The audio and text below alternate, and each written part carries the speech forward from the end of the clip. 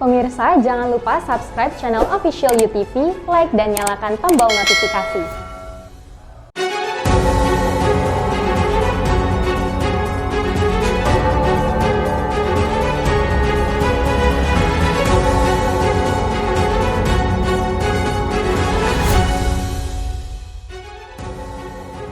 Aliansi Darurat Demokrasi Indonesia (ADI) Tanjung Pinang meminta lembaga legislatif ikut bertindak menyelesaikan persoalan dugaan foto skandal wali kota Tanjung Pinang.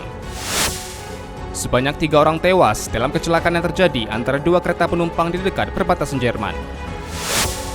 Gelombang kenaikan kasus COVID-19 di Indonesia tidak hanya memakan korban ribuan pasien, tapi juga membuat ratusan dokter gugur saat menjalankan tugasnya. Halo pemirsa, kita berjumpa dalam program U-News. Program ini memberikan informasi yang bermakna kepada Anda mengenai sejumlah peristiwa menarik di tanah air. Bersama saya, Fahrian Bahri, dan inilah U-News lengkapnya.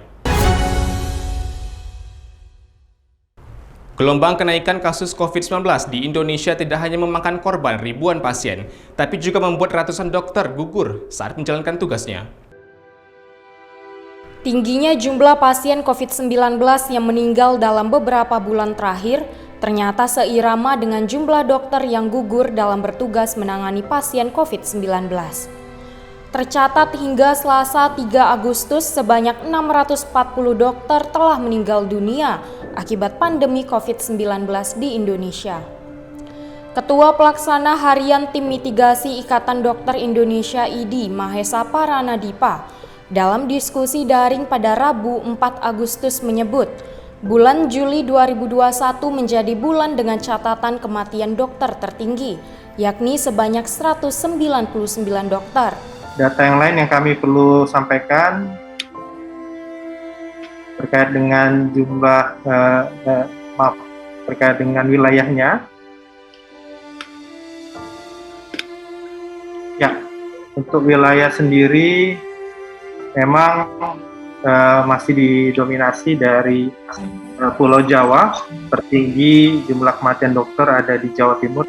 Menurut Mahesa, provinsi di Pulau Jawa menjadi wilayah dengan catatan kematian dokter tertinggi, yakni 140 dokter di Jawa Timur, 96 dokter di Jawa Tengah, 94 dokter di DKI Jakarta, dan 94 dokter di Jawa Barat. Dari 640 dokter yang meninggal tersebut terdapat 316 dokter umum, kemudian 270 dokter spesialis dan 9 dokter residen. Dari Jakarta, Kantor Berita Antara, UTV, mengabarkan. Sebanyak 3 orang tewas dalam kecelakaan yang terjadi antara 2 kereta penumpang di dekat perbatasan Jerman. Kecelakaan yang terjadi antara 2 kereta berkecepatan tinggi di perbatasan Jerman pada Rabu pukul 8 pagi waktu setempat menewaskan 3 orang. Korban meninggal pada kecelakaan tersebut merupakan masinis dan penumpang warga negara Republik Ceko. Sementara 8 orang luka parah dan dilarikan ke rumah sakit menggunakan helikopter, dan 50 orang mengalami luka ringan. Menurut media lokal, kereta ekspres berkecepatan tinggi EX351 sedang dalam perjalanan dari Munich menuju Praha. Kereta melaju di lampu merah dan menabrak kereta penumpang yang berpergian di rute Bližov dan Domažlic. Menteri Transportasi Ceko mengatakan, pihak berwenang hingga saat ini masih menyelidiki insiden tersebut. Musí se zjistit, jestli všechna zabezpečovací zařízení v té lokomotivě byla v pořádku, ale nemáme důvod se teď domnívat, že by nebyla. Současně potom bohužel projel i na návěstidlo Stůj na Červenou a to už... Dari Republik Ceko, Kantor Berita Antara, UTV mengabarkan. Pemirsa, di Cina, kendaraan nirAwak digunakan untuk mengirimkan kebutuhan sehari-hari bagi 3.000 penduduk yang menjalani karantina mandiri di rumah.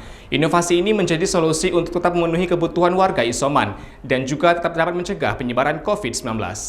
Sebuah kendaraan nirAwak digunakan untuk mengirimkan paket kebutuhan sehari-hari. Sekitar 3.000 penduduk positif COVID-19 yang menjalani karantina di rumah di sebuah daerah beresiko menengah kota Chengdu, Provinsi Sichuan, Cina Barat Daya. Sebanyak 5 kasus penularan lokal dan 1 kasus tanpa gejala telah terkonfirmasi baru-baru ini di kota itu. Inovasi kendaraan nirAwak ini mampu mengangkut beban hingga 150 kg. Kehadirannya dimanfaatkan untuk mengantarkan beras, tepung, minyak, buah-buahan, sayur mayur, dan berbagai kebutuhan sehari-hari lainnya. Dari Cina, kantor berita Antara, UTV, mengabarkan. Saudara, kasus dugaan foto skandal Wali Kota Tanjung Pinang, Rahma, yang tersebar di tengah masyarakat terus bergulir. Aliansi Darurat Demokrasi Indonesia, ADI Tanjung Pinang, meminta lembaga legislatif ikut bertindak menyelesaikan persoalan tersebut. Koordinator ADI Tanjung Pinang, Adia Parma Rivaldi, mendesak DPRD Tanjung Pinang membentuk panitia khusus. Melalui pansus diharapkan legislatif dapat menelusuri dan menjawab isu dugaan skandal Wali Kota Tanjung Pinang, Rahma. Adi juga meminta aparat penegak hukum mengambil tindakan atas dugaan skandal Wali Kota Tanjung Pinang. Terkait surat yang kami lakukan, itu merupakan inisiatif kami dari Aliansi ADDI terkait keresahan masyarakat Kota Tanjung Pinang dengan adanya berita-berita dan isu-isu tentang dugaan skandal wali kota.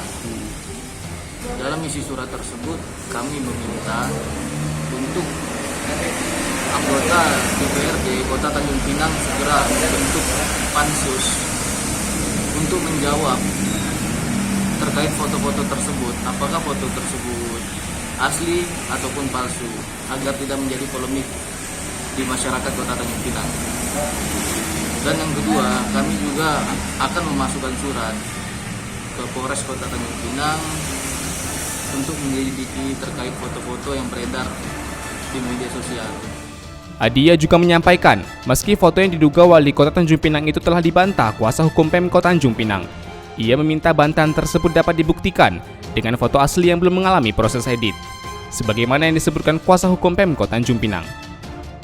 Dari Tanjung Pinang, Kepulauan Riau, Alamuddin, UTV mengabarkan. Terima kasih telah menyaksikan informasi yang kami sajikan. Tetap saksikan di News selanjutnya. Salam sehat, sampai jumpa.